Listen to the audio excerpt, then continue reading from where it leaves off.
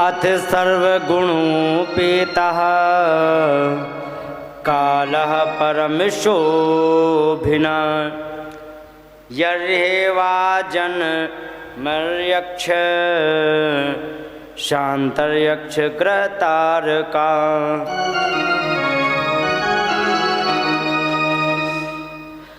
बड़ा सुंदर मनोहर समय है जिस समय माता देवकी के यहाँ भगवान प्रकट हुए।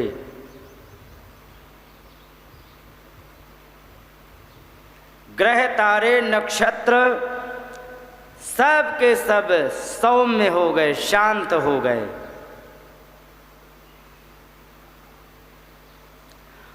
और इसके बाद दिशा प्रसेदुर्गगनम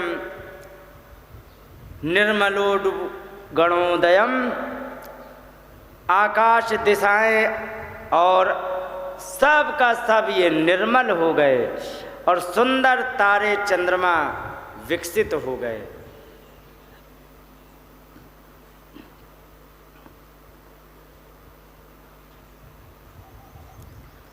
महिमंगल भूयिष्ठ पुरग्राम ब्रज करा, पृथ्वी एकदम मंगलकारी हो गई। छोटे छोटे गांव, बड़े बड़े गांव, ब्रज माने गौशालाएं, और आकरा माने आकर कहते हैं खानों को, जो खान होती हैं ये भी बड़ी ही सुंदर हो गई। नद्याः प्रसन्न सलिला हृदा जल रुह स्त्रिया, दुजालिकुल सन्नाद तब का वन राजयः। नदियाँ सारी प्रसन्न सलिला, प्रसन्न सलिला माने बड़े निर्मल जल वाली नदियाँ हो गईं। और हरदा माने जो कुंड या जलाशय जल आदि जो होते हैं वे, जहाँ तालाब हो, इनमें जल रूह स्त्रियाँ, कमलों की कांति तालाबों के अंदर विकसित हो गई। द्विज अली कुल संनाद, द्विज माने पक्षीगण, अली माने भौरे, इनकी आवाज होने लगी।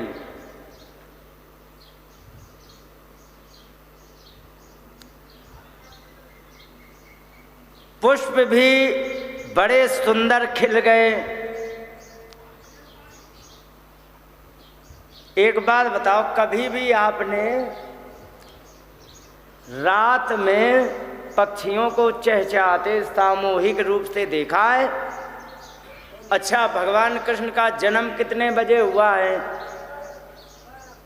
और वो भी रात के। और यहाँ सुखदेव भगवान कह रहे हैं द्विजालिकुल सन्नाद, माने पक्षी और भंवरों की आवाजें होने लगी। क्या मतलब है? भगवान कृष्ण की खुशी में सब कुछ आनंदमय हो गया।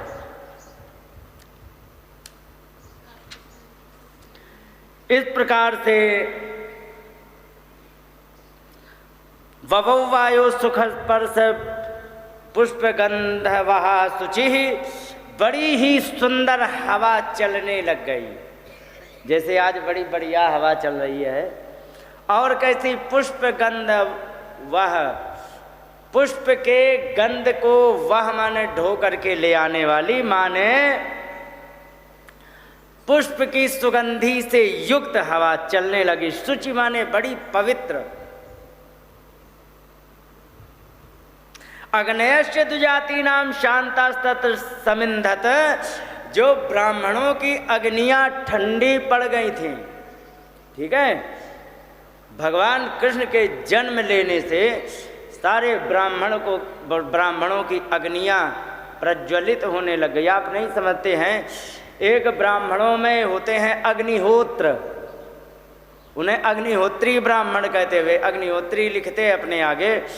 अग्निहोत्री का ऐसा संकल्प होता है कि जिस समय उसको जनेऊ कराया जाता तब उसकी अग्नि प्रज्वलित कर दी जाती है, और वही अग्नि प्रज्वलित की हुई उसके अंतिम संस्कार तक रहती है, अखंड। समझे? उन्हें अग्निहोत्र ब्राह्मण कहते हैं, वे अग्निहोत्री होते हैं। जब अधर्म अधिक बढ़ जाता है ना, तब जितने भी देवता हैं सब नाराज हो जाते हैं। अग्नि देवता हैं, वो भी नाराज हो गए, उन्होंने भी ज़्यादा कुछ नहीं किया। लेकिन जैसे ही भगवान प्रकट हुए, धर्म का अवतार हो गया साक्षात, तो अग्नयश्च द्विजाति नाम, ब्राह्मणों की जो अग्नियाँ थीं जो शांत पड़ गई थी, लिखा शांता, जो शांत हो गई थी, तत्र समिंधत, प्रज्वलित होने लग गई अपने आप। इस प्रकार से यहाँ पर बड़ा सुंदर ये प्राकृतिक वर्णन करके सुखदेव जी ने बताया। और यहाँ पर जो प्राकृतिक छोड़ के जो मानव निर्मित जो उत्साह होता है उसका भी वर्णन करके दिखाया। जगु किन्नर गंधर्व स्तुत्व सिद्ध चारण, और वहाँ पर सिद्ध गंधर्व चारण, किन्नर आजकल जो किन्नर कहा जाता, तो ये सम्मान सूचक शब्द है, इसलिए कहा जाता है, ठीक है। इनको किन्नर वैसे कह दिया जाता ताकि इनको आदर मिले, लेकिन किन्नर माने होता है देवताओं के गायक लोग, ठीक है। नहीं तो तुम इनको सोच लो, किन्नरों को जो रेलगाड़ी में मांगते हैं, मिले थे कि नहीं? हाँ, तो वे किन्नर आदर पूर्वक कहा जाता है। वैसे इनका असली नाम नपुंसक होता है ना। और संस्कृत में क्लीब कहते हैं इन्हें।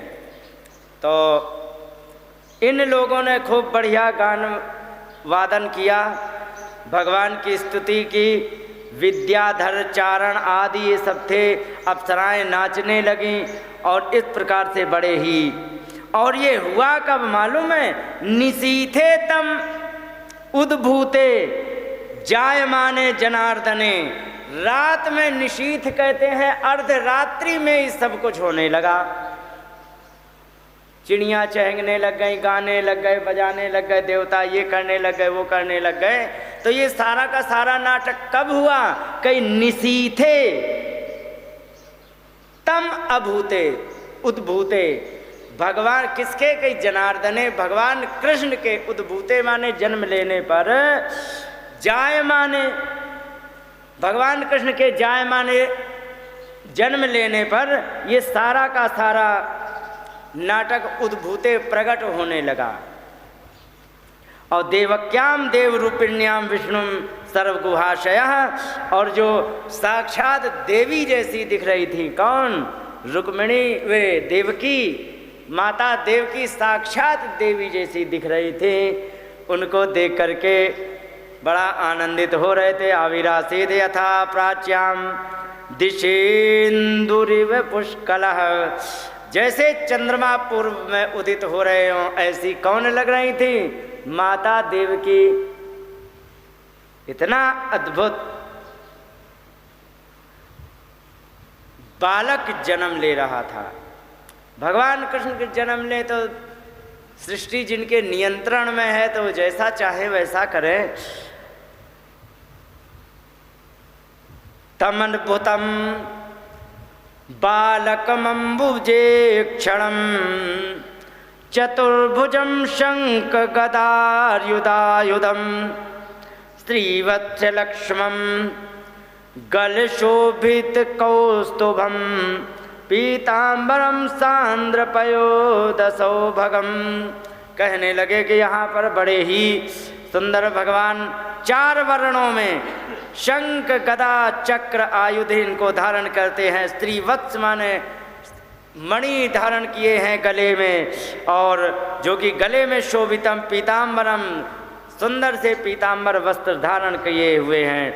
और विरेचमानम वसुदेव एक क्षत, और बड़े ही सुंदर भगवान कृष्ण को वसुदेव आदि सब देख रहे हैं। और इस प्रकार से यहाँ पर इनको देखा, देख करके उन्होंने बताया कि ऐसा करना पिताजी, जब हम जन्म ले लें तो आप यहाँ से हमें वहाँ छोड़ाना, वहाँ से कन्या लेके आ जाना, सब कुछ बताया। त्वमेव पूर्वं सर्गे भूप्रश्नि स्वयंभुवे सती तदायं सुतपा नाम प्रजापति कल्मषः। यहाँ पर स्वयंभू मनवंतर में जब तुम्हारा पहला जन्म हुआ था, भगवान कहने लगे वसुदेव और देवकी से, जब तुम्हारा पहला जन्म हुआ था उस समय में पृश्नि और वसुदेव सुतपा नाम से आप प्रजापति थे। देवकी माता का नाम था पृश्नि और वसुदेव का नाम था सुतपा। आप प्रजापति के नाम थे, बड़े हृदय के विशुद्ध थे। आपको मैंने आशीर्वाद दिया था और आशीर्वाद देने के बाद फिर मैंने आपको कहा था कि हाँ हम तुम्हारे गर्भ से उत्पन्न होंगे। इस प्रकार से भगवान ने जब कहा था तो आज वही बात को पूरा करने के लिए यहाँ पर भगवान ने जन्म लिया। तो देखा कि द्वारस्तु सर्वा पिहिता दुरत्यया, द्वार जितने हैं बड़े दुरत्यय माने बड़े कठिन दरवाज़ों से, जिनको तोड़ना भेदना बड़ा मुश्किल था, ऐसे दरवाज़ों से द्वार ढके हुए थे। और इनको भगवान ने कहा चिंता मत करो, सब कुछ ठीक हो जाएगा। समय सीमा को ध्यान में रखते हुए कथा के अपनी एक निश्चित गति बना के चलते हुए भगवान यहाँ आए। आकर के वसुदेव जी ने उनको सूप पर लिटाया,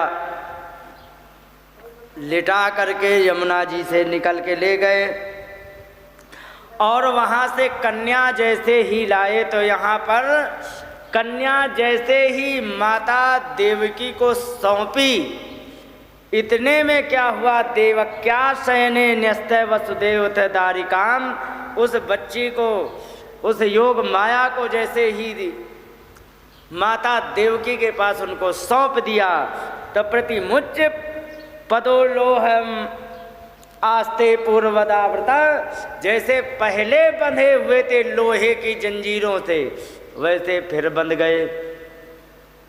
जैसे ही यहाँ बंध गए, अब यहाँ एक बड़ी आश्चर्य की बात लिखी। सुखदेव भगवान कह रहे हैं कि माता यशोदा इतनी थकी हुई थी कि उनके लाला हुई है या लाली हुई है कुछ पता ही नहीं लगा।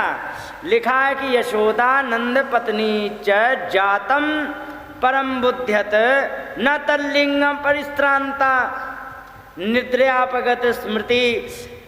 उन्हें ये विश्रांता माने थकावट के कारण उनको यही पता नहीं लगा ये किस लिंग का बच्चा है, माने कन्या के रूप में आया बालक के रूप में, उन्हें पता ही नहीं लगा।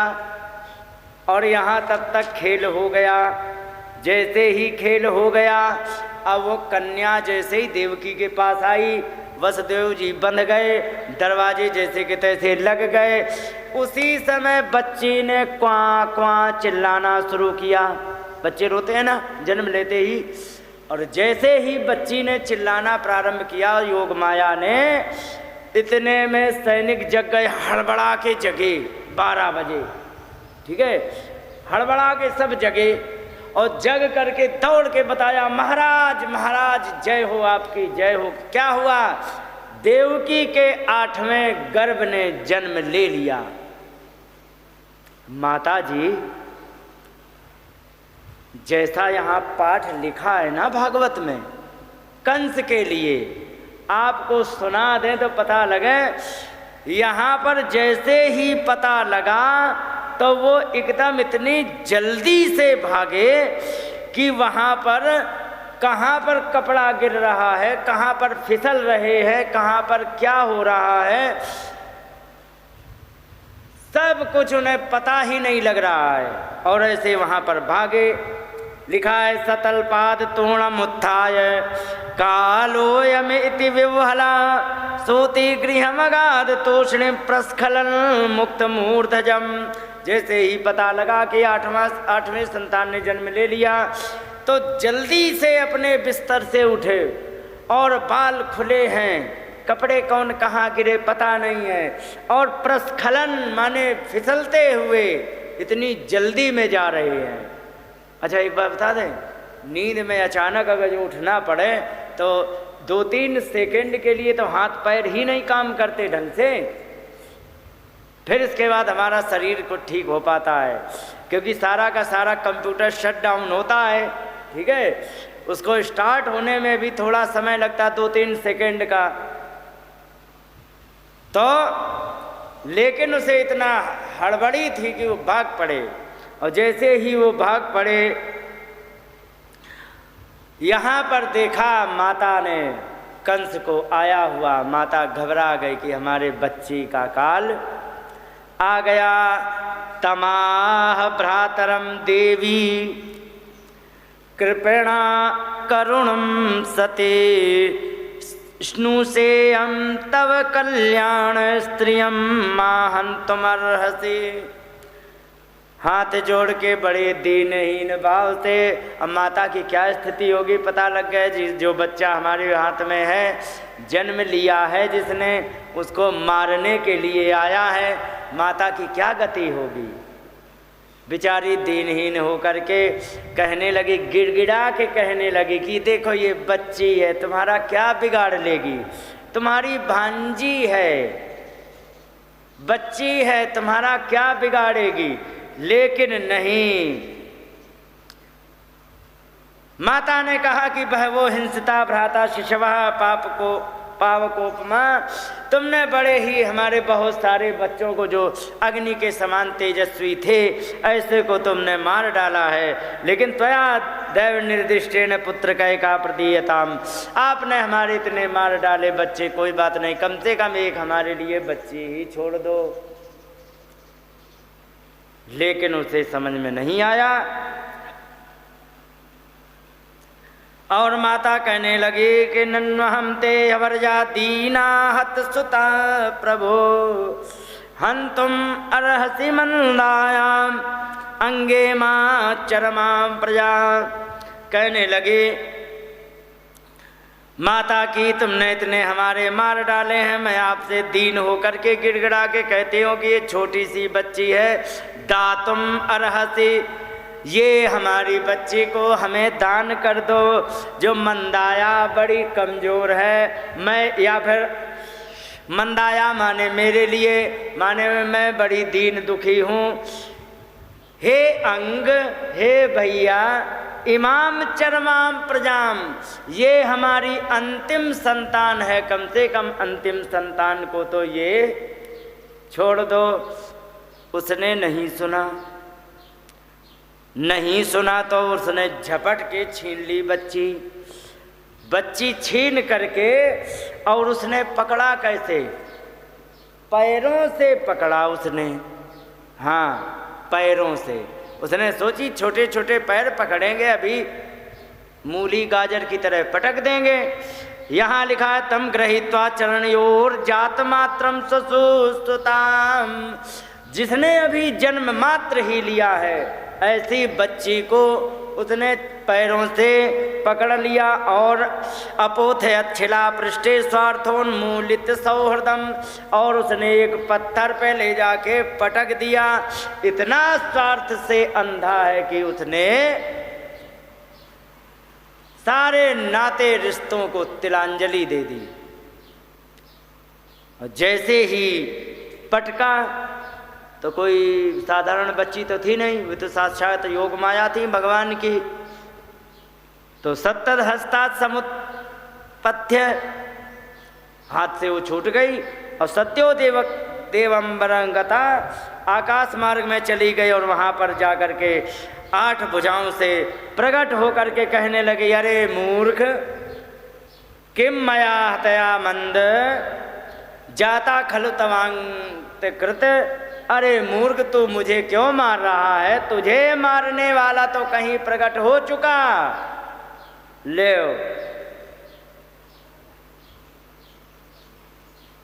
यत्र का वाप पूर्व मश्रो हिंसी कृपणान वृथा। तो ऐसे निर्दोष बच्चों को क्यों मार रहा है, क्यों हत्या कर रहा है? इसलिए तेरा अंत करने वाले ने तो जन्म ले लिया। अब कंस बड़ा घबराया। कंस घबराया, अब अपने बहन और बहनोई की तरफ बड़ी दीनहीन दृष्टि से देखने लगा। अब अपनी बहन को और बहनोई को पटाने का प्रयास करने लगा। कहने लगा, अहो भगिन्य हो भाम मया वाम बत पाप मनः। हे बहन, हे बहनोई, मेरे द्वारा जो मैं बहुत बड़ा पापी हूँ, पुरुषाद इवात्पत्य बहवो हिंसिता स्तुता, मैंने एक राक्षस की तरह तुम्हारे बहुत सारे पुत्रों को मार डाला। इसके बाद कहने लगे कि सद तम त्यक्त कारुण्यम त्यक्त ज्ञाति सुत खलह। मैंने आपसे कोई दया नहीं रखी, मैंने सारी दुष्टता की सीमाओं को पार कर दिया। और कान लोकान वै गमिष्यामि, मैं कौन से लोक में जाऊंगा? क्योंकि वो सोच रहा है कि जो मैंने कर्म किए हैं, इन कर्मों की सजा तो नरक में मिल भी नहीं पाती है। माने ये नरक भी नहीं जाने लायक मैंने सजा अपराध किए हैं। किन लोकों में मैं जाऊंगा, मुझे खुद नहीं समझ में आता है। ब्रह्म हेव अमृत श्वसन, ब्रह्म हत्यारे की तरह मैं जीवित ही मरे की तरह चल रहा हूँ। इस प्रकार से अवंत में समझाने लगे, हे बहन बहनोई, अब जो हो गया तो हो गया, अब आप शोक मत करो, हमसे अपराध हो गया है। इस प्रकार से उन्होंने समझाया। वसुदेव जी ने भी कहा कि चलो छोड़ो, कोई बात नहीं, अब जो हो गया उसके लिए क्या कर सकते हैं। इस प्रकार से यहाँ पर वसुदेव आदि ने समझाया कि अब जो हो गया तो हो गया। कंस ने उनको तुरंत ही कारागृह से मुक्त कर दिया। जाओ, कारागृह से मुक्त किया। और मुक्त करने के पश्चात अब उसने आकर के तुरंत इमरजेंसी मीटिंग बुलाई। बुला करके कहा, बताओ क्या होना चाहिए। सारे मंत्रियों ने योजना बनाई कि ऐसा करते हैं कि जितने भी आज से 10 दिन के पहले तक के बच्चे हैं, जिनने जिनने जन्म लिया है, सबको मार डालेंगे। मंत्रणा में ये बात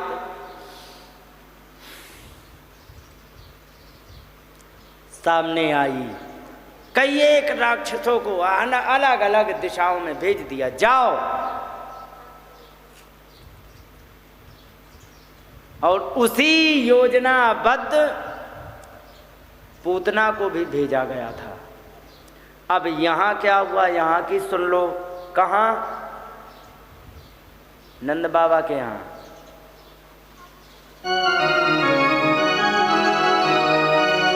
नंदत्वात्मज उत्पन्ने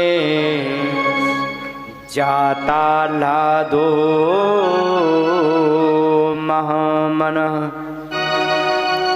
आहोय विप्रान वेद ज्ञान स्नातः सुचिरलंकृतः।